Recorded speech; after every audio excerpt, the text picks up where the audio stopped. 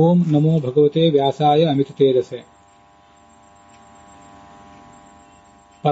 ಪರಾಯೈ ಪ್ರಕೃತ್ಯೈ ನಮಃ.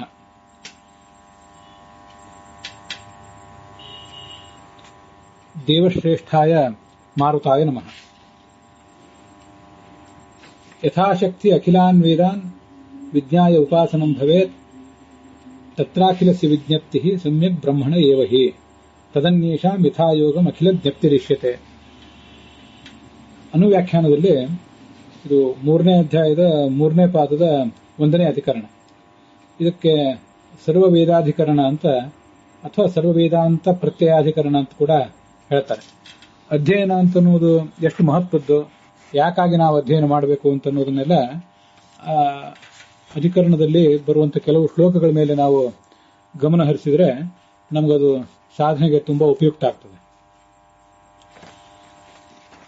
ಇಲ್ಲಿ ಸ್ತ್ರೀಯರಿಗಾಗಲಿ ಪುರುಷರಿಗಾಗಲಿ ಏನನ್ನು ನಿರ್ದಿಷ್ಟವಾಗಿ ಹೇಳಲಿಲ್ಲ. ಮುಮುಕ್ಷುಗಳಾದಂತಹ ಪ್ರತಿಯೊಬ್ಬರಿಗೂ ಅದನ್ನು ಹೇಳಿರುವುದನ್ನ ಎಲ್ಲರೂ ಕೂಡ ನಿರ್ದಿಷ್ಟವಾಗಿ ಗಮನಿಸಬೇಕು. ಈಗ ನೋಡಿ, ಯಥಾಶಕ್ತಿ ಅಖಿಲಾನ್ ವೇದಾನ್ ವಿಜ್ಞಾಯ ಉಪಾಸನಂ ಭವೇತ್. ನಮಗೆ ಎಷ್ಟು ಸಾಧ್ಯವೋ ಅಷ್ಟು ವೇದಾನ್, ಎಲ್ಲಾ ಶಾಸ್ತ್ರಗಳನ್ನು, ಇಲ್ಲಿ ವೇದ ಅಂದ್ರೆ ಕೇವಲ ಋಗಾದಿ ವೇದಗಳು ಅಂತ ಅರ್ಥ ಅಲ್ಲ, ಎಲ್ಲಾ ವೇದಗಳನ್ನು ಕೂಡ ಅಧ್ಯಯನ ಮಾಡಬೇಕು. ಮತ್ತೆ ಅಧ್ಯಯನ ಮಾಡಿ ಅದನ್ನ ಮನನಕ್ಕೆ ತಂದುಕೊಂಡು ಮುಂದೆ ಉಪಾಸನೆ ಮಾಡಬೇಕು. ತತ್ರ ಅಖಿಲಸ್ಯ ವಿಜ್ಞಪ್ತಿ ಸಮ್ಯಕ್ ಬ್ರಹ್ಮಣ ಏವ ಹಿ. ಪೂರ್ಣವನ್ನ ತಿಳ್ಕೊಳ್ಳಿಕ್ಕೆ ಸಾಧ್ಯ ಅದು ಚತುರ್ಮುಖ ಬ್ರಹ್ಮನಿಗೆ ಮಾತ್ರ. ಚತುರ್ಮುಖ ಬ್ರಹ್ಮ ಮತ್ತು ಅವನ ಪದವಿಗೆ ಬರುವಂತಹ ವಾಯುವಿಗೆ ಮಾತ್ರ ಅದು ಪೂರ್ಣವಾಗಿ ತಿಳ್ಕೊಳ್ಳಿಕ್ಕೆ ಸಾಧ್ಯ. ತದನ್ಯೇಷಾಂ ಯಥಾಯೋಗಂ ಅಖಿಲ ಜ್ಞಪ್ತಿರಿಷ್ಯತೆ. ಚತುರ್ಮುಖ ಬ್ರಹ್ಮನನ್ನು ಹೊರತುಪಡಿಸಿದರೆ ಕೆಳಗೆ ಬಂದಂತೆ ಉಳಿದವರೆಲ್ಲರಿಗೂ ಕೂಡ ಯಥಾಯೋಗಂ ಅವರವರ ಶಕ್ತಿಗನುಸಾರವಾಗಿ ಸರ್ವಜ್ಞತ್ವ ಅಂತ ಅನ್ನೋದು ಬರೋದು ಸಾಧ್ಯ ಅಂತ ಆ ಶ್ಲೋಕ ಹೇಳ್ತದೆ. ಈ ಮುಮುಕ್ಷುವಾದವನು ಸ್ತ್ರೀಯೇ ಆಗಿರಲಿ ಪುರುಷನೇ ಆಗಿರಲಿ ಅವನಿಗೆ ಜ್ಞಾನದಿಂದಲೇ ಮುಕ್ತಿ. ತಮೇವಂ ವಿದ್ವಾನ್ ಅಮೃತ ಇಹ ಭವತಿ ನಾಣ್ಯ ಪಂಥ ವಿದ್ಯತೆ ಯನಾಯ. ಮೋಕ್ಷಕ್ಕೆ ಜ್ಞಾನ ಬಿಟ್ಟು ಬೇರೆ ಮಾರ್ಗ ಇಲ್ಲ. ಆ ಜ್ಞಾನ ಮತ್ತು ಅದರ ಇನ್ನೊಂದು ಮುಖ ಭಕ್ತಿ, ಹಾಗೆ ವೈರಾಗ್ಯ, ಇವುಗಳೆಲ್ಲವನ್ನು ಕೂಡ ಅವನು ಪಡ್ಕೊಂಡು ಮುಕ್ತಿಯನ್ನು ಪಡ್ಕೋಬೇಕು. ಈ ಅದರಲ್ಲಿ ಆ ಜ್ಞಾನ ಅವರಿಗೆ ಯಾವ್ಯಾವ ಮೂಲದಿಂದ ಬರ್ತದೆ ಮತ್ತೆ ಜ್ಞಾನವನ್ನು ಅವರು ಹೇಗೆ ಗಳಿಸ್ತಾರೆ ಅನ್ನೋದನ್ನು ಹೊಂದಿಕೊಂಡು ಪ್ರತಿಯೊಬ್ಬರಿಗೂ ಕೂಡ ಮುಕ್ತಿ ಇದೆ ಅಂತ ಅಭಿಪ್ರಾಯ. ಆತ್ಮಜ್ಞಾನಾನುರೂಪತ್ವ ಯಥಾಶಕ್ತಿ ವಿಚಾರಣಾತ್. ಆತ್ಮಜ್ಞಾನಕ್ಕೆ ಅನುರೂಪವಾಗಿ ಅವರವರ ಯೋಗ್ಯತೆಗೆ ಅನುಗುಣವಾಗಿ ಎಷ್ಟು ಜ್ಞಾನವನ್ನು ಗಳಿಸ್ಲಿಕ್ಕೆ ಸಾಧ್ಯವೋ ಅಷ್ಟನ್ನು ಅವರು ಗಳಿಸಬೇಕು. ಆ ಥರ ಗಳಿಸಿ ಮುಂದೆ ಅವರು ಸಾಧನೆಗೆ ಅಣಿಯಾಗಬೇಕು ಅಂತ ಹೇಳ್ತಾರೆ. ಈ ಶ್ರವಣ ಮನನ ಮತ್ತು ಧ್ಯಾನ ಅದರ ಮಹತ್ವ ಎಂಥದ್ದು ಅಂದ್ರೆ, ಅಧ್ಯಾಪಿತೇನ ದೇವಾದ್ಯಾಹ ಶೃಣ್ವತೆ ಮನ್ವತೆ ಸದಾ ಧ್ಯಾಯಂತಿ ಸದಾ ಯಥಾ ಯೋಗಂ. ಈ ಶ್ರವಣಕ್ಕೆ ಮನನಕ್ಕೆ ಮತ್ತು ಧ್ಯಾನಕ್ಕೆ ಇಷ್ಟೊಂದು ಮಹತ್ವ ಇರೋದ್ರಿಂದ ದೇವತೆಗಳು ಕೂಡ ಇಂದಿಗೂ ಶ್ರವಣ ಮಾಡ್ತಾರೆ, ಮನನ ಮಾಡ್ತಾರೆ, ಹಾಗೆ ಧ್ಯಾನವನ್ನು ಕೂಡ ಮಾಡ್ತಾರೆ. ಅಲ್ಲೊಂದು ಸಂಗತಿ ಇದೆ,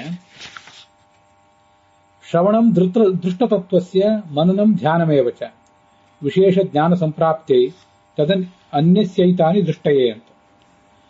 ಈ ದೇವತೆಗಳು ಯಾಕೆ ಶ್ರವಣ ಮಾಡ್ತಾರೆ ಮನನ ಮಾಡ್ತಾರೆ ಅನ್ನೋದೊಂದನ್ನು ನಾವು ಆಲೋಚನೆ ಮಾಡಬೇಕಾದ ಸಂಗತಿ.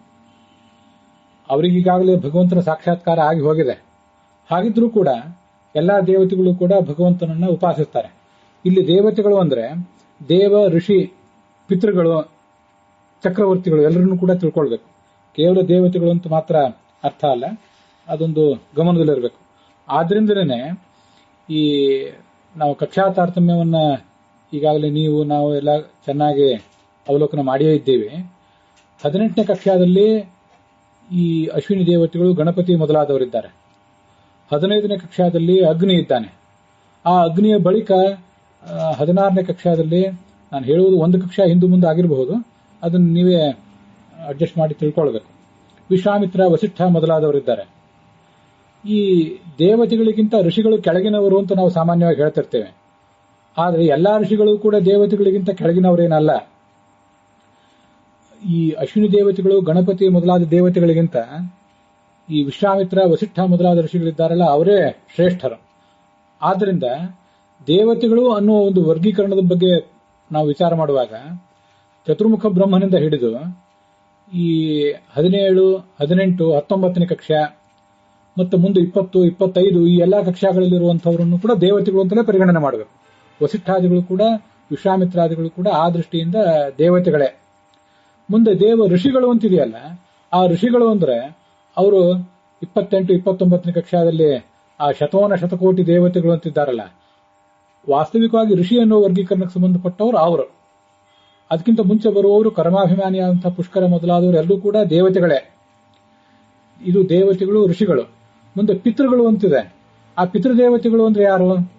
ಚಿರಪಿತೃಗಳು ಅಂತಿದ್ದಾರಲ್ಲ, 29, 30ನೇ ಕಕ್ಷಾದಲ್ಲಿ ಎಲ್ಲೋ ಬರ್ತಾರಲ್ಲ, ಶತಕೋಟಿ ದೇವತೆಗಳು ಬಳಿಕ ಅವರು ಪಿತೃದೇವತೆಗಳು ಅಂತ ಆ ದೇವ ಋಷಿ ಪಿತೃಪಾಹ ನರಾಹ ಅನ್ನುವಲ್ಲಿ ಉದ್ದಿಷ್ಟರು. ನಾನು ತತ್ವಸಂಖ್ಯಾನ ತತ್ವವಿವೇಕ ಪಾಠ ಮಾಡಿದಾಗ ಮತ್ತೊಂದ್ಸರಿ ಇದನ್ನು ಹೇಳ್ತೇನೆ. ಈಗೇನೋ ಪ್ರಸಂಗ ಬಂತು, ನೆನಪಿಗೆ ಬಂತು ಅಂತ ಹೇಳ್ತಾ ಇದ್ದೇನೆ ಅಷ್ಟೇ. ಆದ್ರಿಂದ ಈ ಚಿರಪಿತೃಗಳಿಗಿಂತ ಶ್ರೇಷ್ಠರಾದಂತಹ ಯಮ ಮತ್ತೆ ಚಂದ್ರ ಅಂದ್ರೆ ಸೋಮ ಮತ್ತೆ ಕವಿವಾಹನ ನಾಮ ಅಗ್ನಿ 18 ಕಕ್ಷಾದಲ್ಲಿ ಬರುವಂತವನು, ಇವರು ಪಿತೃದೇವತೆಗಳೇ. ಆದ್ರೆ ಅವರು ದೇವತೆಗಳು ಮತ್ತು ಪಿತೃಗಳು. ಆದ್ರೆ ಚಿರಪಿತೃಗಳೇನಿದ್ದಾರೆ ಅವರು ಕೇವಲ ಪಿತೃಗಳು ಅಂತ ತಿಳ್ಕೊಳ್ಬೇಕು.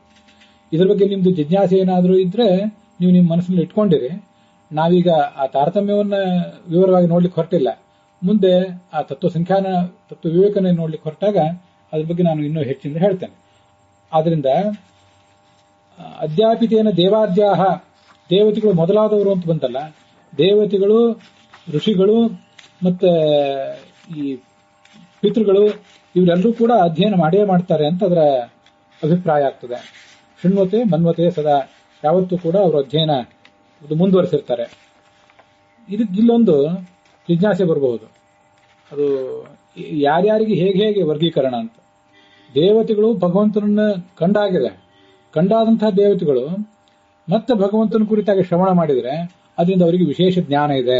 ವಿಶೇಷ ಜ್ಞಾನ ಪ್ರಾಪ್ತ ಆಗಿ ಮುಕ್ತಿಯಲ್ಲಿ ಸುಖ ಆಗ್ತದೆ, ಸುಖ ಹೆಚ್ಚಾಗ್ತದೆ, ವಿಶೇಷ ಆನಂದ ಸಂಪ್ರಾಪ್ತಿ. ಹಾಗಾದ್ರೆ ನಾವ್ಯಾಕೆ ಮಾಡಬೇಕು ಅಂದ್ರೆ ತದ ಅನ್ಯಸ್ಯ ಏದಾನಿ ದೃಷ್ಟಯೇ, ನಮಗಿನ್ನೂ ಭಗವಂತನ ಸಾಕ್ಷಾತ್ಕಾರವೇ ಆಗಿಲ್ಲ. ಸಾಕ್ಷಾತ್ಕಾರಕ್ಕಾಗಿ ಶ್ರವಣ ಮನನ ಮತ್ತು ಧ್ಯಾನಗಳನ್ನೆಲ್ಲವನ್ನು ಕೂಡ ನಾವು ಮಾಡಬೇಕು. ಇದು ನಮ್ಮದು ಒಂದು ಗುರಿಯಾಗಿರ್ಬೇಕು. ಇಲ್ಲಿ ಈ ಶ್ರವಣ ಮನನ ಧ್ಯಾನ ಇದನ್ನೆಲ್ಲವೂ ಮಾಡಬೇಕು ಅಂತ ಬಂತಲ್ಲ, ಪುರುಷರಿಗೂ ಸಂಶಯ, ನಾವು ಏನನ್ನು ಶ್ರವಣ ಮಾಡಬೇಕು, ಯಾರಿಂದ ಮಾಡಬೇಕು ಅಂತ. ಹಾಗೆ ಸ್ತ್ರೀಯರಿಗಂತೂ ಇನ್ನೂ ಹೆಚ್ಚಿನ ಸಂಶಯಗಳು. ಏನನ್ನು ಸಂಶಯ ಮಾಡಬೇಕು, ಪುಸ್ತಕ ಹಿಡಿದು ಮಾಡಬೇಕು, ಪುಸ್ತಕ ಬಿಟ್ಟು ಮಾಡಬೇಕು, ಸಂಸ್ಕೃತವನ್ನು ಅಧ್ಯಯನ ಮಾಡಬೇಕು, ಮಾಡಬಾರ್ದು, ಕನ್ನಡವನ್ನು ಮಾತ್ರ ಅಧ್ಯಯನ ಮಾಡಬೇಕು ಅಂತೆಲ್ಲ 108 ಸಮಸ್ಯೆಗಳು. ಅವೇನೇ ಇರಲಿ, ಮತಿಶ್ರುತಿ ಧ್ಯಾನ ಕಾಲಂ ವಿಶೇಷ ಮತಿಶ್ರುತಿ ಧ್ಯಾನ ಕಾಲ ವಿಶೇಷಂ ಗುರುರುತ್ತಮ ವೇತ್ತಿ ತಸ್ಯೋಕ್ತಿ ಮಾರ್ಗೇಣ ಕುರುವತ ಸಾಧ್ಯ ದರ್ಶನಂ ಅಂತ. ಇದೆಲ್ಲ ನಾನೀಗ ಓದ್ತಾ ಇರುವುದು ಆ ಅನುವ್ಯಾಖ್ಯಾನದ ಶ್ಲೋಕಗಳು. ನಮಗೆ ಅಧ್ಯಯನ ಅಂತ ಎಷ್ಟು ಮಹತ್ವದ್ದು ಅಂತ ತಿಳಿಬೇಕಾಗಿದೆ. ಅದಕ್ಕಾಗಿ ಇದನ್ನೆಲ್ಲ ಹೇಳ್ತಾ ಇದ್ದೇನೆ. ನೀವು ಏನನ್ನು ಶ್ರವಣ ಮಾಡಬೇಕು, ಎಷ್ಟು ದಿವಸ ಶ್ರವಣ ಮಾಡಬೇಕು, ಮತ್ತೆ ಮತಿ ಆ ಶ್ರವಣ ಮಾಡಿದ್ದನ್ನು ಹೇಗೆ ಮನನ ಮಾಡಬೇಕು, ಮತ್ತೆ ಧ್ಯಾನ ಮಾಡಬೇಕು, ಹೇಗೆ ಧ್ಯಾನ ಮಾಡಬೇಕು, ಯಾವ ರೂಪವನ್ನು ಧ್ಯಾನ ಮಾಡಬೇಕು ಅನ್ನುವುದನ್ನೆಲ್ಲ ಉತ್ತಮ ಗುರು, ಒಬ್ಬ ಉತ್ತಮ ಗುರು ನಿಮ್ಮ ಬಳಿಗೆ ಬರ್ತಾನೆ, ಅವನು ತಿಳಿಸ್ತಾನೆ. ಅವನು ಹೇಳಿದಂತೆ ಅದನ್ನೆಲ್ಲ ಮುಂದುವರಿಸಿಕೊಂಡು ಹೋದ್ರೆ ಅವಾಗ ನಿಮಗೆ ದರ್ಶನ ಆಗ್ತದೆ. ಆದ್ರಿಂದ ಈಗ ನಿಮಗೆ ಸಿಕ್ಕಿರುವಂತಹ ಗುರುಗಳಿದ್ದಾರಲ್ಲ, ನಾನು ಸೇರಿದಂತೆ ನಾವ್ಯಾರು ಉತ್ತಮ ಗುರುಗಳಲ್ಲ ಅನ್ನೋದು ನಿಮ್ ಗಮನದಲ್ಲಿರಬೇಕು. ಆ ಉತ್ತಮ ಗುರು ಆದವನು ಅವಾಗ ಬರ್ತಾನೆ, ಬಂದು ವಿಘ್ನಹಾನಿಸ್ತು ತದ್ಯುಗೆ ಅವತೀರ್ಣ ಹರೇರ್ ಮೂರ್ತ್ಯ ಯಾಂಚಾನ್ಯಾನ್ ಪ್ರತಿಷೇಧ್ ಗುರು ಅಂತ ಭಾಗವತ ತಾತ್ಪರ್ಯದಲ್ಲೇ ವರ್ಣನೆ ಮಾಡುವಂತೆ, ನಿಮ್ಮ ಉಪಾಸನೆಗೆ, ಈಗ ನಾವು ಮಾಡ್ತಿರುವಂತಹ ಶ್ರವಣ ಮನನ ಧ್ಯಾನ ಇತ್ಯಾದಿಗಳಿಗೆ ಅನೇಕ ತರದ ವಿಘ್ನಗಳು ಬರ್ತಾವಲ್ಲ, ಅದನ್ನು ಹೇಗೆ ಪರಿಹರಿಸಿಕೊಳ್ಳಬೇಕು ಅಂದ್ರೆ ತದ್ಯುಗೆ ಅವತೀರ್ಣ ಹರೇರ್ ಮೂರ್ತ್ಯ, ಆಯಾ ಯಾವ ಯುಗದಲ್ಲಿ ನಾವಿದ್ದೇವೋ ಆ ಯುಗಕ್ಕೆ ಸಮೀಪಿಸಿದಂತಹ ಒಂದು ಯುಗ, ಅಲ್ಲೇನಾದ್ರೂ ಭಗವಂತನ ಅವತಾರವಾಗಿದ್ರೆ ಅಥವಾ ಆ ಯುಗದಲ್ಲೇ ಭಗವಂತನ ಅವತಾರ ಆಗಿದ್ರೆ ಆ ಅವತಾರದ ಸ್ಮರಣವನ್ನು ಮಾಡುವ ಮೂಲಕ ಸಾಧಕನಿಗೆ ವಿಘ್ನ ಹಾನಿ ಆಗ್ತದೆ. ಉದಾಹರಣೆಗೆ ನಾವೀಗ ಕಲಿಯುಗದಲ್ಲಿದ್ದೇವೆ. ಕಲಿಯುಗದಲ್ಲೇ ಸುಮಾರು 36 ವರ್ಷ ಕೃಷ್ಣ ಇದ್ದ, ದ್ವಾಪರ ಯುಗದಲ್ಲಿದ್ದ. ಆದ್ರಿಂದ ಕಲಿಯುಗದಲ್ಲಿದ್ದವರು ಕೃಷ್ಣನ ರೂಪವನ್ನು ಧ್ಯಾನಿಸಬೇಕು. ನೃಸಿಂಹಾದಿಕಯ ಮೂರ್ತಿಯ ಅಥವಾ ನಿಮಗೆ ನರಸಿಂಹ ವರಾಹ ಇತ್ಯಾದಿ ರೂಪಗಳನ್ನು ಧ್ಯಾನಿಸಬೇಕು ಅಂತ ಅನಿಸಿದರೆ ಆ ರೂಪಗಳನ್ನು ಕೂಡ ಧ್ಯಾನಿಸಿ ವಿಘ್ನಗಳನ್ನು ಪರಿಹರಿಸಿಕೊಳ್ಳಬಹುದು, ಶ್ರವಣ ಮನನ ಧ್ಯಾನ ಇತ್ಯಾದಿಗಳಿಗೆ. ಮತ್ತೆ ಯಾಂಚಾನ್ಯಾಂ ಪ್ರತಿಷೇಧ್ ಗುರು, ಒಬ್ಬ ಗುರುವಾದವನು ತಾನೇ ಬರ್ತಾನೆ ನಿಮ್ಮ ಬಳಿಗೆ, ನೀವು ಅವನ ಅನ್ವೇಷಣೆಯಲ್ಲಿ ಇರ್ತೀರಿ, ಅವನು ಬರ್ತಾನೆ. ಅವನು ಬಂದಾಗ ಇಂಥ ರೂಪವನ್ನು ಉಪದೇಶಿಸಿ ನೀವು ಜಪಿಸಿರಿ ಧ್ಯಾನಿಸಿರಿ ಅಂತ ಹೇಳ್ತಾನೆ. ಕೆಲವು ಬಾರಿ ಅಂತ ವಿಗ್ರಹಗಳನ್ನು ನಿಮಗೆ ಯಾರು ಕೊಟ್ಟರು ಕೊಡಬಹುದು. ಆದರೆ ಏನಿದ್ರು ಆ ಎಲ್ಲ ಗುರುಗಳು ಕೂಡ ಉತ್ತಮ ಗುರುಗಳು, ಅವರ ಸಾಧನೆಯಲ್ಲಿ ಇನ್ನೂ ಮುಂದೆ ಬರುವವರಿದ್ದಾರೆ. ಸದ್ಯ ನಾವ್ಯಾರು ಕೂಡ ಅಂಥ ಗುರುಗಳಲ್ಲ. ಈಗ ನೀವು ಯಾವ ಧೋರಣೆಯನ್ನು ತಾಳಿರಬೇಕು ನಮ್ಮಂಥವ್ರ ಬಗ್ಗೆ, ವಿಶೇಷತಃ ನನ್ನ ಬಗ್ಗೆ ನಾನು ಹೇಳುವುದು ಅಂದ್ರೆ, ಅಭಾವೇ ನಿರ್ಣಯಜ್ಞಸ್ಯ ಶಸ್ತ್ರಾಣ್ಯೇವ ಸರ್ವದಾ ಶೃಣುಯಾತ್ ಯದಿ ಸಜ್ಞಾನ ಪ್ರಾಚುರ್ಯಂ ಉಪಲಭ್ಯತೆ. ಇದು ನೀವು ಸ್ಪಷ್ಟವಾಗಿ ನನ್ನ ಬಗ್ಗೆ ತಾಳಬೇಕಾದಂತಹ ಒಂದು ಧೋರಣೆ. ಈ ಅಧ್ಯಯನ ಮಾಡುವಾಗ ನಿರ್ಣಯಜ್ಞನಾದಂತಹ ಗುರುವನ್ನು ಸ್ವೀಕಾರ ಮಾಡಬೇಕಂತ. ಈ ತುಂಬಾ ಚೆನ್ನಾಗಿ ಎಲ್ಲವನ್ನು ತಿಳ್ಕೊಂಡಿರುವಂತಹ ಸರ್ವಜ್ಞನಾದಂತಹ ಗುರು, ಚತುರ್ಮುಖ ವಾಯು ಅಂತ ಗುರುಗಳು ಸಿಗಬೇಕು. ಅವರು ಎಲ್ಲಾ ಕಾಲದಲ್ಲೂ ಸಿಗೋದಿಲ್ಲಲ್ಲ. ಸರ್ವಜ್ಞನಾದಂತಹ ಗುರುವಿನ ಬಗ್ಗೆ ನಮಗೆಲ್ಲರಿಗೂ ಸಿಗೋದಿಲ್ಲ. ಆವಾಗ ಏನ್ ಮಾಡಬೇಕು? ಸರ್ವಜ್ಞ ಅಲ್ಲದೆ ಹೋದ್ರೂ ಕೂಡ ಬೇರೆ ಯಾರು ಗುರು ಸಿಗ್ತಾನೆ ಅಂಥವನ ಮೂಲಕ ಅದನ್ನು ಅಧ್ಯಯನ ಮಾಡಬೇಕು ಅಂತ ಹೇಳ್ತದೆ.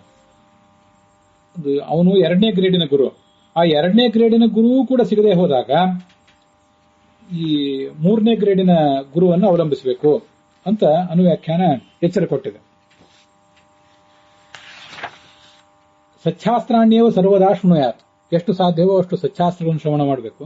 ಅಲ್ಲೊಂದು ಏನು ಸೂಚನೆ ಕೊಟ್ಟಿದೆ ಅಂದ್ರೆ, ಯದಿ ಸಜ್ಞಾನ ಪ್ರಾಚುರ್ಯಂ ಉಪಲಭ್ಯತೆ. ನೀವೇನು ಶ್ರವಣ ಮಾಡ್ಲಿಕ್ಕೆ ಹೊರಟಿದ್ದೀರಿ, ಸ್ತ್ರೀಯರಾಗ್ಲಿ ಪುರುಷರಾಗ್ಲಿ, ನಿಮ್ಮಲ್ಲಿ ಏನು ಜ್ಞಾನ ಭಕ್ತಿ ವೈರಾಗ್ಯಾದಿಗಳಿದೆ, ಅದಕ್ಕಿಂತ ಹೆಚ್ಚಿನ ಜ್ಞಾನ ಭಕ್ತಿ ವೈರಾಗ್ಯಾದಿಗಳನ್ನು ಯಾರು ಪಡೆದಿದ್ದಾರೆ ಅಂತ ಗುರುವಿನಿಂದ ಅಧ್ಯಯನ ಮಾಡಬೇಕು.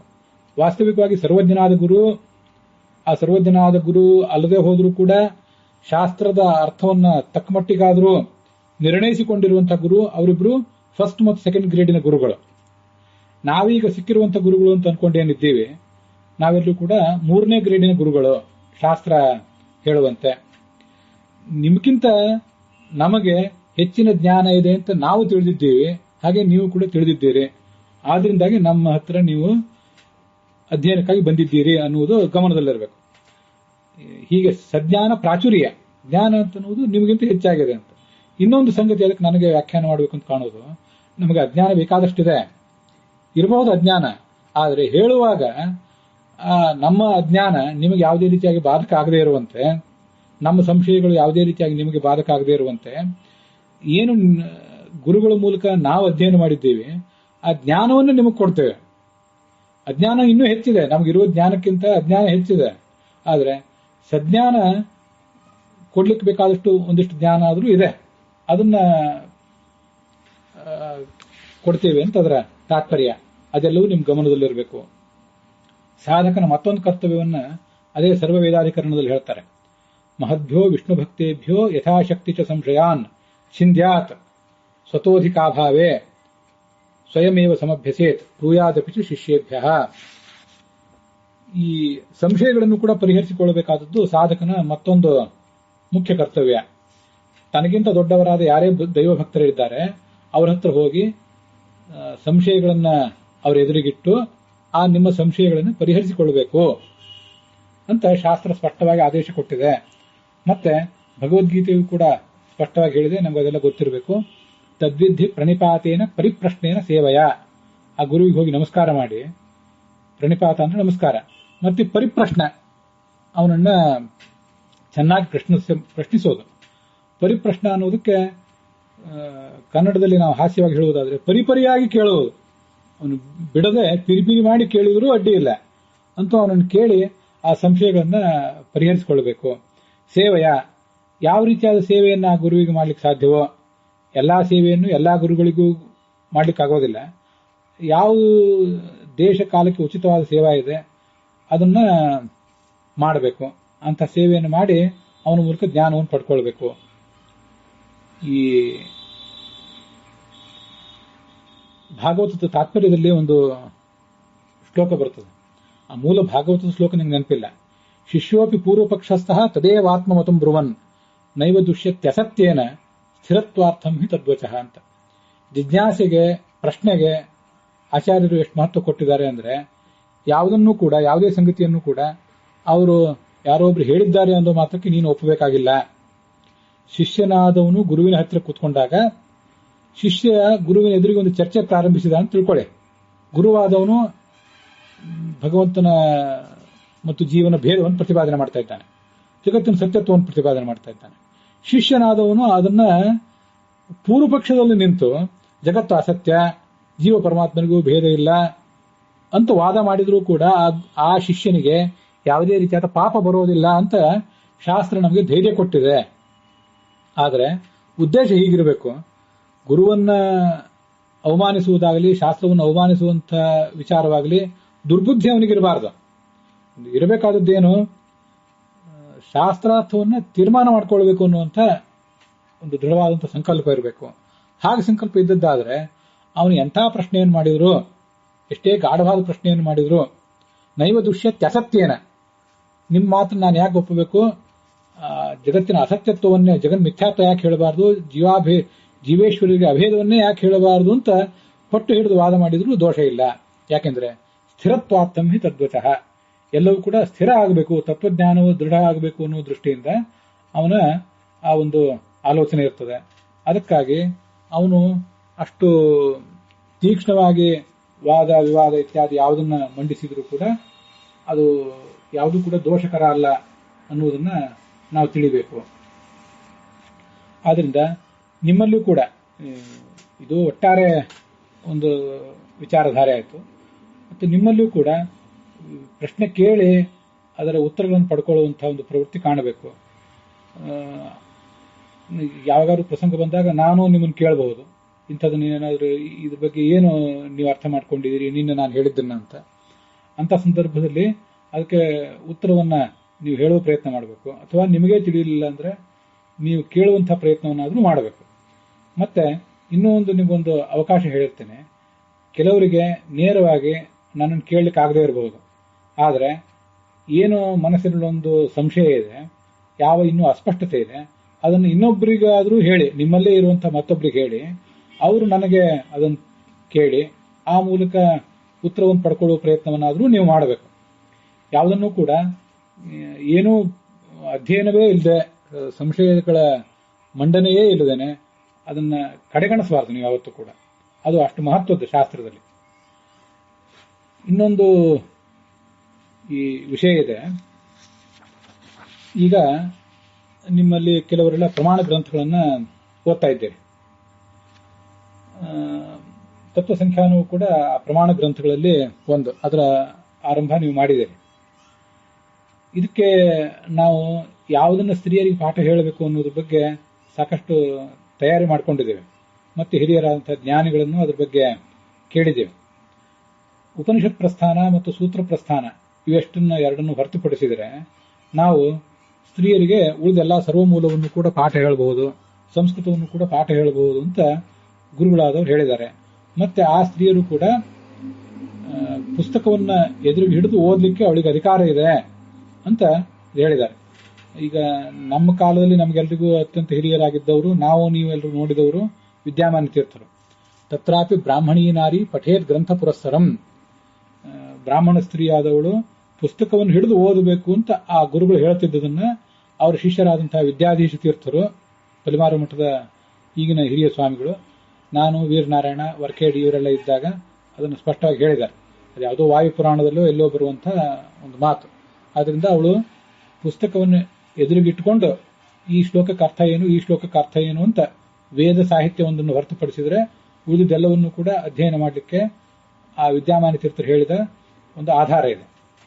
ಮತ್ತೆ ಅದಕ್ಕೆ ಅನುಗುಣವಾಗಿಯೇ ವಿಷ್ಣು ಸಹಸ್ರನಾಮವನ್ನು ನೀವೆಲ್ಲರೂ ಕೂಡ ಹೇಳ್ತಾ ಇದ್ದೀವಿ ಅಂತ ನಾನು ಅನ್ಕೊಂಡಿದ್ದೇನೆ. ವಿದ್ಯಾಮಾನ್ಯ ತೀರ್ಥರು ಮತ್ತು ಅವರ ಶಿಷ್ಯರಾದಂತಹ ನಮ್ಮ ಗುರುಗಳಾದಂತಹ ವಿಶ್ವೇಶ ತೀರ್ಥರು ಅವರು ಎಲ್ಲರೂ ಕೂಡ ಈ ಅಧ್ಯಯನಕ್ಕೆ, ವಿಷ್ಣು ಸಹಸ್ರನಾಮದ ಪಠನಕ್ಕೆ ಇದಕ್ಕೆ ಉತ್ತೇಜನ ಕೊಡ್ತಿದ್ರು ಅನ್ನೋದು ನಿಮ್ಗೆ ಗೊತ್ತಿದೆ. ಅದೇ ಪರಂಪರೆಯಿಂದ ಈಗಿನ ನಮ್ಮ ಗುರುಗಳು ನನಗೆ ಯಜುರ್ವೇದನ ಪಾಠ ಮಾಡಿದ್ದಾರೆ. ವಿಶ್ವಪ್ರಸನ್ನ ತೀರ್ಥರು ಕೂಡ ಒಂದೇ ಇರ್ತಾರೆ. ನಾನು ಅವ್ರನ್ನ ವಾಸ್ತವಿಕವಾಗಿ ಪ್ರತ್ಯೇಕವಾಗಿ ಕೇಳಿಲ್ಲ. ಮತ್ತೆ ಇದಲ್ಲದೇನೆ ವಿದ್ಯಾಶ್ರೀಷ ತೀರ್ಥರು ಈಗ ವ್ಯಾಸರಾಜ ಮಠಾಧೀಶರೇನಾಗಿದ್ದಾರೆ ಅವರನ್ನು ಕೂಡ ಫೋನ್ ಮೂಲಕ ಸಂಪರ್ಕಿಸಿ ಈ ಹಿಂದೆ ಪ್ರಮಾಣ ಗ್ರಂಥಗಳನ್ನು ಪಾಠ ಮಾಡಬಹುದಾ ಅಂತ ಕೇಳಿದಾಗ ಮಾಡಬಹುದು, ಸತ್ತತ್ವರತ್ನಮಾಲ, ಮಧ್ವ ಸಿದ್ಧಾಂತ ಸಾರ ಇತ್ಯಾದಿಗಳನ್ನ ಮಾಡು, ಅದನ್ನು ಈಗಾಗಲೇ ಅಧ್ಯಯನ ಮಾಡ್ತಾ ಇದ್ದದ್ದಾದ್ರೆ ಮತ್ತೆ ಇನ್ನು ಹೆಚ್ಚಿನದನ್ನ ತರ್ಕ ವೇದಾಂತ ಇತ್ಯಾದಿಗಳನ್ನೇ ಪ್ರಮಾಣ ಗ್ರಂಥಗಳನ್ನೇ ಅಧ್ಯಯನ ಮಾಡಬೇಕು ಅಂತ ಅವ್ರಿಗೆ ಕಂಡ್ರೆ ಮಾಡಿ ತೊಂದರೆ ಇಲ್ಲ, ಉಪನಿಷತ್ ಪ್ರಸ್ಥಾನ ಮತ್ತು ಸೂತ್ರ ಪ್ರಸ್ಥಾನ ಹೊರತುಪಡಿಸಿ ಅಂತ ಅವರು ಕೂಡ ಹೇಳಿದ್ದಾರೆ. ಮತ್ತೊಬ್ಬ ಗುರುಗಳು ಸುವಿದ್ಯೇಂದ್ರ ತೀರ್ಥರು, ಅವರು ಋಗ್ವೇದ ಪಾಠ ಮಾಡಿದವರು ನನಗೆ, ಮತ್ತು ಬೇರೆ ತರ್ಕ ವೇದಾಂತ ಇತ್ಯಾದಿಗಳನ್ನು ಪಾಠ ಮಾಡಿದವರು. ಈಗಲೂ ಏನಾದರೂ ಸಂಶಯ ಬಂದರೆ ಅವ್ರ ಹತ್ರ ನಾನು ಸಂಪರ್ಕಿಸ್ತಾ ಇರ್ತೇನೆ. ಅವರು ಕೂಡ ಹೇಳಿದ್ದಾರೆ ಉಪನಿಷತ್ ಪ್ರಸ್ಥಾನ ಸೂತ್ರ ಪ್ರಸ್ಥಾನಗಳನ್ನು ಹೊರತುಪಡಿಸಿ ಎಲ್ಲ ಪಾಠ ಮಾಡಬಹುದು ಅಂತ. ಆದ್ರಿಂದ ನಾವು ಏನು ಇದು ಈಗಲ್ಲ, ಈಗ ನಿಮಗೆ ತತ್ವಸಂಖ್ಯಾನ ಮಾಡುವುದಕ್ಕಿಂತ ಮುಂಚೆ ಮಾಡಿಕೊಂಡ ತಯಾರಿ ಅಲ್ಲ ಇದು. ಈ ಹಿಂದೆನೇ ಒಂದೂವರೆ ವರ್ಷದ ಹಿಂದಲೇ ನಾವು ಮಾಡಿಕೊಂಡಂತಹ ಒಂದು ತಯಾರಿ ಇದು. ಆದ್ರಿಂದ ಸ್ತ್ರೀಯರು ಅಧ್ಯಯನ ಮಾಡಲಿಕ್ಕೆ ಯಾವುದೇ ರೀತಿಯಾದಂತಹ ತೊಂದರೆನೂ ಕೂಡ ಇಲ್ಲ. ಇಲ್ಲಿ ಒಂದು ಗಮನಿಸಬೇಕಾದ ಸಂಗತಿ ಇದೆ. ಪ್ರಮಾಣ ಗ್ರಂಥಗಳನ್ನು ಅಧ್ಯಯನ ಮಾಡಬೇಕು ಅಂತ ನೀವು ಹೊರಟಿದ್ದೀರಿ. ಆದರೆ ಯಾರಾದರೂ ತತ್ವಸಂಖ್ಯಾನ, ತತ್ವವಿವೇಕ ಮೊದಲಾದ ಪ್ರಮಾಣ ಗ್ರಂಥಗಳನ್ನು ಅಧ್ಯಯನ ಮಾಡಲಿಕ್ಕೆ ಅಪೇಕ್ಷೆ ಪಡಲಿಲ್ಲ, ಅವರು ಕೇವಲ ದಾಸ ಸಾಹಿತ್ಯ ಮತ್ತೆ ಈ ಹರಿಕಥಾಮೃತಸಾರ ಇತ್ಯಾದಿಗಳ ಮೂಲಕನೇ ತಮ್ಮ ಅಧ್ಯಯನ ಮುಂದುವರಿಸಬೇಕು ಅಂತ ಅಪೇಕ್ಷೆ ಪಟ್ಟರೆ ಆ ಪ್ರವೃತ್ತಿಯು ಕೂಡ ಯಾವುದೇ ರೀತಿಯಿಂದಲೂ ತಿರಸ್ಕಾರಕ್ಕೆ ಯೋಗ್ಯ ಏನಲ್ಲ, ಅದು ಶ್ರೇಷ್ಠವಾದ ಪ್ರವೃತ್ತಿಯೇ. ಆದ್ರಿಂದ ಪ್ರಮಾಣ ಗ್ರಂಥಗಳನ್ನು ಅಧ್ಯಯನ ಮಾಡಿಸುವಂತಹ ಅಧ್ಯಾಪಕನಿಗೆ ಮಾಡುವ ವಿದ್ಯಾರ್ಥಿಗಳು, ಸ್ತ್ರೀಯರಿರ್ಲಿ ಪುರುಷರಿರ್ಲಿ, ಮತ್ತೆ ಮಾಡದೇ ಇದ್ದವರು ಯಾರಿದ್ದಾರೆ ಅವರೆಲ್ಲರಿಗೂ ಸ್ಪಷ್ಟವಾಗಿ ಗೊತ್ತಿರಬೇಕೇನೆಂದರೆ ಪ್ರಮಾಣ ಗ್ರಂಥಗಳನ್ನು ಓದಿದವರೇ ಹೆಚ್ಚಿನ ಜ್ಞಾನವನ್ನು ಪಡಿತಾರೆ, ಶ್ರೇಷ್ಠ ಜ್ಞಾನವನ್ನು ಪಡಿತಾರೆ ಅಂತ ಏನಿಲ್ಲ. ಪ್ರಮಾಣ ಗ್ರಂಥಗಳನ್ನು ಓದದೇ ಹೋದರೂ ಕೂಡ ಅವರು ತಮ್ಮ ಯೋಗ್ಯತಾನುಸಾರವಾಗಿ ಶ್ರೇಷ್ಠವಾದಂತಹ ಜ್ಞಾನವನ್ನು ಪಡೆಯುವುದು ಸಾಧ್ಯ ಇದೆ. ನಾವು ಈ ಜಗತ್ತಿನಲ್ಲಿ ನಮ್ಮದೇ ಆದಂತಹ ಮಾನದಂಡಗಳನ್ನು ಪ್ರತಿಯೊಂದಕ್ಕೂ ಮಾಡ್ಕೊಂಡಿರ್ತೀವಿ. ಯಾರನ್ನೋ ಶ್ರೇಷ್ಠರು ಮತ್ತೆ ಯಾರನ್ನೋ ಕನಿಷ್ಠರು ಅಂತ ನಾವೇನೇನೋ ಭಾವಿಸಿ ಬಿಡ್ತೀವಿ, ಹಾಗೆ ಅವ್ರನ್ನ ಬ್ರ್ಯಾಂಡ್ ಮಾಡ್ತೀವಿ. ವಾಸ್ತವಿಕವಾಗಿ ಅದು ಸರಿಯಲ್ಲ. ಎಷ್ಟು ಜನ ಸಾಧಕರಿದ್ದಾರೋ ಈ ಜಗತ್ತಿನಲ್ಲಿ ಅಷ್ಟು ಸಾಧನೆಯ ಮಾರ್ಗಗಳಿವೆ. ಆದ್ರಿಂದ ಯಾರೋ ಕೆಲವರು ಈಗಿನ ಜನ್ಮದಲ್ಲಿ ಏನ್ ಮಾಡಿದ್ದಾರೆ ಏನು ಮಾಡಿಲ್ಲ ಅನ್ನೋದು ಮುಖ್ಯ ಅಲ್ಲ, ಹಿಂದಿನ ಜನ್ಮದಲ್ಲಿ ಏನ್ ಮಾಡಿದ್ದಾರೆ ಈ ಎಲ್ಲಾ ಜನ್ಮಗಳಲ್ಲಿ ಮುಂದೆ ಏನ್ ಮಾಡ್ತಾರೆ ಅಂತ ಅನ್ನೋದು ಕೂಡ ಬಹಳ ಮಹತ್ವದ್ದಾಗ್ತದೆ. ಆದ್ರಿಂದ ಪ್ರಮಾಣ ಗ್ರಂಥಗಳನ್ನು ಯಾರಾದರೂ ಅಧ್ಯಯನ ಮಾಡಿಲ್ಲ ಅಂತಾದ್ರೆ, ಕೇವಲ ದಾಸ ಸಾಹಿತ್ಯ ಇತ್ಯಾದಿಗಳನ್ನ ಅಧ್ಯಯನ ಮಾಡ್ತಾ ಇದ್ದಾರೆ ಅಂತಾದ್ರೆ ಅವರನ್ನ ಇನ್ಯಾರೂ ಕೂಡ ಅಂಡರ್ ಎಸ್ಟಿಮೇಟ್ ಮಾಡಬೇಕಾಗಿಲ್ಲ. ಮತ್ತೆ ಪ್ರಮಾಣ ಗ್ರಂಥಗಳನ್ನ ಓದುವವರನ್ನು ಓವರ್ ಎಸ್ಟಿಮೇಟ್ ಕೂಡ ಮಾಡಬೇಕಾಗಿಲ್ಲ. ಯಾರನ್ನು ಯಾರು ಜಡ್ಜ್ ಮಾಡಬಾರ್ದು, ಹಾಗೆ ಬ್ರ್ಯಾಂಡ್ ಕೂಡ ಮಾಡಬಾರ್ದು ಅನ್ನೋದು ನಿಮ್ಮ ಗಮನದಲ್ಲಿ ಇರಬೇಕು. ಮತ್ತೆ ನಾನು ಈ ಹಿಂದೆ ಅನೇಕ ಬಾರಿ ಹೇಳಿದ್ದೇನೆ, ಸ್ತ್ರೀಯರಿಗೆ ತುಂಬಾ ಸಮಸ್ಯೆಗಳು. ಪುರುಷರು ಇಷ್ಟೆಲ್ಲ ಅಧ್ಯಯನ ಮಾಡ್ತಾರೆ, ನಾವು ಯಾವಾಗ ಅಧ್ಯಯನ ಮಾಡೋದು, ನಮ್ಮ ಗತಿ ಏನು ಅಂತೆಲ್ಲ ತುಂಬಾ ಅವರಿಗೆ ಆತಂಕ ಇರ್ತದೆ. ಸ್ತ್ರೀಯರು ಎಷ್ಟು ಸಾಧ್ಯವೋ ಅಷ್ಟು ಅವರಿಗೆ ಅಪೇಕ್ಷೆ ಇದ್ರೆ ಹೆಚ್ಚಿನ ಅಧ್ಯಯನ ಮಾಡಿ ಆ ಮೂಲಕ ಅವರು ಬಹುಶ್ರುತರಾಗಬೇಕು. ಬಹುಶ್ರುತರಾಗುವ ಮೂಲಕ ಜೀವನದಲ್ಲಿ ಅವರಿಗೆ ಏನು ಏರ್ಪೇರುಗಳು ಬರ್ತವೆ ಅದನ್ನೆಲ್ಲವನ್ನು ತಾಳ್ಕೊಳ್ಳುವಂತ ಶಕ್ತಿಯೂ ಇರಬೇಕು. ಕೇವಲ ತತ್ವಜ್ಞಾನ ಮಾತ್ರ ಪಡೆಯುವುದಲ್ಲ, ಇಹಲೋಕದಲ್ಲಿಯೂ ಕೂಡ ಅವರಿಗೆ ಬರುವ ಸಮಸ್ಯೆಗಳನ್ನು ಅವರೇ ಪರಿಹಾರ ಮಾಡಿಕೊಳ್ಳಿಕ್ಕೆ ಪ್ರಯತ್ನ ಪಡಬೇಕು. ಮಧ್ವಾಚಾರ್ಯರು ಸನ್ಯಾಸವನ್ನು ಸ್ವೀಕಾರ ಮಾಡುವಾಗ ಅವರ ತಂದೆ ಹೇಳಿದ ಮಾತು ನನಗೆ ಯಾವತ್ತೂ ಕೂಡ 18-20 ವಯಸ್ಸಿನಿಂದಲೂ ತಲೆಯಲ್ಲಿ ನನಗೆ ತುಂಬಾ ತೊಂದರೆ ಕೊಡ್ತದೆ. ಬಹುಶ್ರುತತ್ವ ಜದಿ ತತ್ಸಹೇ ಬಲಾತ್ ನಸಾ ಸವಿತ್ರಿ ವಿರಹಂ ಸಹೇತತೆ ಅಂತ. ನೀನು ತಂದೆ ತಾಯಂದಿರಾದಂಥ ನಮ್ಮಿಬ್ಬರನ್ನು ಬಿಟ್ಟು ಸನ್ಯಾಸಿ ಆಗ್ಲಿಕ್ಕೆ ಹೊರಟಿದ್ದಿ, ಅದು ನಮಗೆ ನೋವು ಕೊಡ್ತದೆ. ನಾನು ಪಂಡಿತ ಬಹುಶ್ರುತ, ಆದ್ರಿಂದ ಅದನ್ನು ತಾಳ್ಕೊಳ್ಬಲ್ಲೆ, ಆದ್ರೆ ನಿನ್ನ ತಾಯಿಗೆ ಅದನ್ನು ತಾಳ್ಕೊಳ್ಳಿಕ್ಕೆ ಆಗೋದಿಲ್ಲ ಅಂತ ಅವ್ರು ಹೇಳ್ತಾರೆ. ಹಾಗಾಗಿ ನನಗನಿಸುತ್ತೆ ಏನಂದ್ರೆ, ಹಾಗಾದ್ರೆ ಅವರಿಗೂ ಆ ಮಹಿಳೆಗೂ ಕೂಡ ಬಹುಶ್ರುತತ್ವ ಇದ್ದಿದ್ದರೆ ಇಂಥ ಎಲ್ಲಾ ಸಂಗತಿಗಳನ್ನು ಕೂಡ ತಾಳ್ಕೊಳ್ಳುವುದು ಸಾಧ್ಯ ಆಗ್ತಿತ್ತೇನೋ. ಸ್ತ್ರೀಗೆ ಪುರುಷನಿಗಿಂತ ದೈಹಿಕವಾಗಿ ಮಾನಸಿಕವಾಗಿ ಸಮಸ್ಯೆಗಳು ಹೆಚ್ಚು. ನಾನು ಎಲ್ಲವನ್ನೂ ಏನು ವಿವರಿಸಿ ಹೇಳೋದಿಲ್ಲ. 10ನೇ ವಯಸ್ಸು 10, 11ನೇ 12ನೇ ವಯಸ್ಸಿನಿಂದ ಪ್ರಾರಂಭ ಆಗಿ 50ರ ಹಿಂದೆ ಮುಂದೆ, 50ರ ನಂತರವೂ, 60ರ ಸಮೀಪವೂ 108 ಸಮಸ್ಯೆಗಳು, ದೈಹಿಕವಾಗಿ, ಮಾನಸಿಕವಾಗಿ, ಭಾವನಾತ್ಮಕವಾಗಿ ಇಷ್ಟೆಲ್ಲ ಸಮಸ್ಯೆಗಳಿರ್ತವೆ. ಮತ್ತೆ ಅನೇಕ ರೀತಿಯಲ್ಲಿ ಜೀವನದಲ್ಲಿ ಏರುಪೇರುಗಳನ್ನು ಅವರು ಅನುಭವಿಸಬೇಕಾಗ್ತದೆ. ಅನೇಕ ಥರದ ಮಂಗಲಗಳನ್ನು ನೋಡಿರ್ತಾರೆ ಅವರು, ಅನೇಕ ಥರದ ಅಮಂಗಲಗಳನ್ನು ನೋಡುವಂಥ, ಅಮಂಗಲ ಅಂತ ಯಾವುದನ್ನು ನಾವು ಹೇಳ್ತೀವೋ ಅದನ್ನು ನೋಡುವ ಪ್ರಸಂಗ ಬರ್ತದೆ. ವಾಸ್ತವಿಕವಾಗಿ ಅಮಂಗಲ ಅನ್ನುವುದೇನು ಇಲ್ಲ ಈ ಜಗತ್ತಿನಲ್ಲಿ. ಆದ್ರೆ ಇರ್ಲಿ, ಅಂತೂ ಕೆಲವುದನ್ನು ಮಂಗಲ ಅಂತಾರೆ, ಕೆಲವುದನ್ನು ಮಂಗಲ ಅಲ್ಲ ಅಂತಂತಾರಲ್ಲ, ಅಂಥದನ್ನೆಲ್ಲ ಅವರು ಎದುರಿಸುವಂತ ಪ್ರಸಂಗ ಬರ್ತದೆ. ದೃಢವಾದಂಥ ಮನಸ್ಸು ಅವ್ರಿಗಿರ್ಬೇಕು. ಅದಕ್ಕಾಗಿ ಅಂತ ಒಂದು ಬಹುಶ್ರುತತ್ವ ಅವರಿಗೆ ಬರಬೇಕಾಗಿದೆ. ಅದಕ್ಕಾಗಿ ಈ ಎಲ್ಲ ಪ್ರಯತ್ನ ನಾವೀಗ ಮಾಡ್ತಿರುವಂತ ಒಂದು ಪ್ರಯತ್ನ ಇದು ಹಿಂದಿನವ್ರು ಯಾರು ಮಾಡಿಲ್ಲ, ಅದನ್ನು ಮಾಡದೇ ಇರುವಂತ ಮಹಾಪ್ರಯತ್ನ ನಾವೇನ್ ಮಾಡ್ತಿದ್ದೇವೆ ಅಂತಲ್ಲ, ನಾವು ಈಗೇನ್ ಮಾಡ್ಬೇಕಾಗಿತ್ತೋ ಅದನ್ನು ಮಾಡ್ತಾ ಇದ್ದೇವೆ. ಯಾವುದೋ ಒಂದು ಮನರಂಜನಾ ಮಾಧ್ಯಮ, ಮತ್ತೊಂದು ಯಾವುದೋ ಕ್ರೀಡಾ ಕ್ಷೇತ್ರ, ಅಂಥ ಕ್ಷೇತ್ರಗಳಲ್ಲಿರುವಂಥ ಸ್ತ್ರೀಯರು ನಾನು ಸ್ತ್ರೀಯಾಗಿದ್ದ ಬಗ್ಗೆ ನನಗೆ ಹೆಮ್ಮೆ ಇದೆ, I am proud to be a women ಅಂತ ಹೇಳುವುದು ದೊಡ್ಡ ವಿಷಯ ಅಲ್ಲ. ಅಲ್ಲಿ ಬೇಕಾದಷ್ಟು ಹಣ ಇದೆ, ಹೆಸರಿದೆ, ಗ್ಲಾಮರ್ ಇದೆ. ಆದರೆ ಸಂಪ್ರದಾಯಸ್ಥ ಮನೆತನಗಳಲ್ಲಿ ಹುಟ್ಟಿದಂತಹ ಸ್ತ್ರೀಯರು ಕೂಡ ಸ್ತ್ರೀಯರಾಗಿ ಹುಟ್ಟಿದ್ದರ ಬಗ್ಗೆ ತುಂಬಾ ಕಸಿವಿಸಿ ಪಟ್ಟುಕೊಂಡು, ಯಾಕೆ ಈ ಮುಡಿ ಮನೆತನಗಳಲ್ಲಿ ಸ್ತ್ರೀಯರಾಗಿ ಹುಟ್ಟಬೇಕು ನಾವು ಅಂತ ಹೇಳಿದ್ದನ್ನೆಲ್ಲ ನಾನು ಕೇಳಿ ತುಂಬ ಮನಸ್ಸಿಗೆ ನನಗೆ ಅದರಿಂದ ಖೇದ ಅನಿಸ್ತಿರ್ತದೆ. ಇಂಥದನ್ನು ನಾವು ಕಡಿಮೆ ಮಾಡದೆ ಹೋದ್ರೆ, ಈ ಪ್ರವೃತ್ತಿಗಳನ್ನು ನಾವು ಕಡಿಮೆ ಮಾಡದೆ ಹೋದ್ರೆ ಏನು ಸಾಧನೆ ಮಾಡಿದಾಗಾಯ್ತು ಅಂತ ಯಾವತ್ತೂ ಕೂಡ ನನಗೆ ನೋವು ಅನಿಸ್ತಿರ್ತದೆ. ಆದ್ರಿಂದ ಅಂಥ ಸಂಪ್ರದಾಯಸ್ಥ ಕುಲಗಳಲ್ಲಿ ಬಂದಂತಹ ಸ್ತ್ರೀಯರು ಕೂಡ ಅಧ್ಯಯನ ಮಾಡುವ ಮೂಲಕ ನಾವು ಸ್ತ್ರೀಯಾಗಿದ್ದಕ್ಕೆ ಹೆಮ್ಮೆ ಇದೆ ನನಗೆ ಅಂತ ಅನಿಸ್ಬೇಕು. ಅದರಲ್ಲಿ ಒಂದು ಸಣ್ಣ ಪ್ರಯತ್ನ ಅಷ್ಟೇ ನಂದು. ಮತ್ತೆ ಇದು ಪರಂಪರೆಯ ಮೂಲಕ ಮುಂದುವರಿಬೇಕು. ಈ ಗಮನ ಇರಲಿ, ನಾವು ನೀವು ಎಲ್ಲರೂ ಕೂಡ ಇಲ್ಲಿ ನಮ್ಮ ಸಮಯವನ್ನ ಇನ್ವೆಸ್ಟ್ ಮಾಡ್ತಾ ಇದ್ದೇವೆ. ನಾವು ಕೇವಲ ಸ್ಪೆಂಡ್ ಮಾಡ್ತಾ ಇಲ್ಲ ಸಮಯವನ್ನ, ನಮ್ಮ ಸಮಯ, ಶಕ್ತಿ ಇದೆಲ್ಲವನ್ನು ಕೂಡ ನಾವು ಇನ್ವೆಸ್ಟ್ ಮಾಡ್ತಾ ಇದ್ದೀವಿ. ಇನ್ವೆಸ್ಟ್ ಮಾಡಿದ್ದು ಮುಂದಿನ ಪೀಳಿಗೆಗಳಿಗೆ ಬಡ್ಡಿ ಸಮೇತವಾಗಿ, ಸ್ತ್ರೀಯರು, ಪುರುಷರು, ಮಕ್ಕಳು, ಅವರಲ್ಲಿ ಎಲ್ಲರಲ್ಲೂ ಕೂಡ ಆ ಜ್ಞಾನ ಅಂತ ಅನ್ನೋದು ಬಡ್ಡಿ ಸಮೇತ ನಮಗೆ ಬರಬೇಕು. ಅದಕ್ಕಾಗಿದ್ದು ಪ್ರಯತ್ನ. ಯಾರನ್ನೋ ಬೇರೆಯವರನ್ನು ಉದ್ಧಾರ ಮಾಡಬೇಕು ಅಂತ ಹೊರಟ ಪ್ರಯತ್ನ ಅಲ್ಲ ಇದು. ಇದರಲ್ಲಿ ಎಲ್ರಿಗೂ ಕೂಡ ಇದರಲ್ಲಿ ಒಂದು ಕರ್ತವ್ಯ ಇದೆ.